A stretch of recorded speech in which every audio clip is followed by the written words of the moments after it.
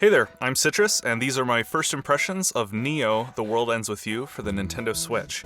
Now, I love the first game, The World Ends With You on the DS. It's one of my favorite handheld games of all time. I love how its story is really integrated in its mechanics. I love how the game was really designed for the hardware limitations of the DS, and you can really tell that they put a lot of effort into it. I think that's why it's been such a cult hit since then.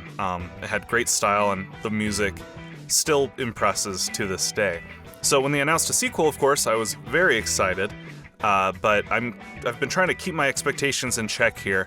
I don't think it's going to be better than the original. I don't expect it to surpass the original, but I've just been really excited to see where they take the story, because the story was, probably my favorite part of the first game.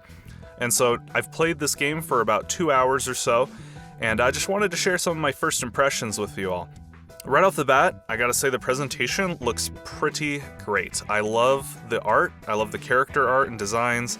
The talking portraits are great, which is interesting because, the original game, it had talking portraits, and every every story beat was taught through conversations. And I feel like that was kind of because of the hardware limitations of the DS, and yet they made it work.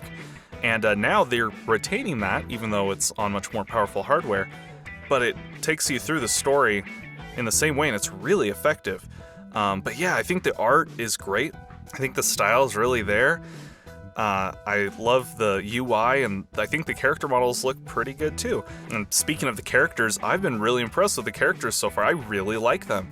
When I first saw the trailer, I saw their designs and I'm like, okay, these look cool. These look, like in the same style as The World Ends With You, but I felt like they didn't quite resonate with me like the originals did. And of course, I've, played the original so many times, but I thought they had a real nice simplicity in there, and that you could tell what kind of character they were by looking at them. And I wasn't really getting that vibe with these new ones, but I've definitely changed my mind on that since playing the game. I think these characters are great. I still want to learn more about the main character, Rindo.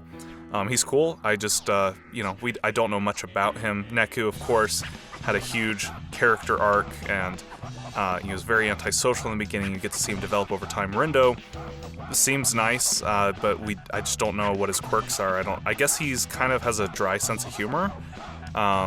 He's a little, a little monotone, but I don't know. I don't really know what his character's all about. So I'm excited to learn more about him.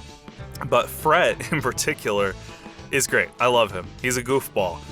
Comic relief characters don't do it for me normally, but I love Fred. He is so funny. Even his puns are funny. I think just as a character whose main purpose is to make jokes, he fits really well into this game. And not only is he funny, but I think it really benefits the story to have him already be friends with the main character, Rindo. They're already familiar with each other. They already know, how to, interact with each other and deal with each other. So I think that's really cool. I think that benefits the story quite a bit. And as far as writing goes, I thought the writing was terrific. I don't know why I expected anything different. I didn't lower my expectations for this game that far. Maybe Kingdom Hearts 3 burned me out a little bit, the writing for the original game was great too, but for a contemporary RPG, I thought the localization team just knocked it out of the park here. I laughed out loud a bunch of times, way more than I expected to. And the dialogue just feels really natural, which again is a huge plus when the story is told exclusively through spoken dialogue. I was surprised to find that I really liked letting the dialogue play on autoplay. I was going to turn the autoplay off immediately because I like clicking through dialogue. I like pausing and reading stuff and thinking about it. But it felt really good to just have it on auto. I thought the timing was very well done. I thought, for the most part, the conversations felt, like I said, natural. So, color me impressed. If there was to be one low point so far, and again, this is only a few hours in, but I think the combat, while it definitely will increase in complexity, I'm sure. I've only done a few battles, but right now it just kind of feels more simplistic than the original. The original was all about controlling two characters at once. It was about equipping different attacks that take different inputs, and dodging enemies' attacks around the screen as you execute those attacks.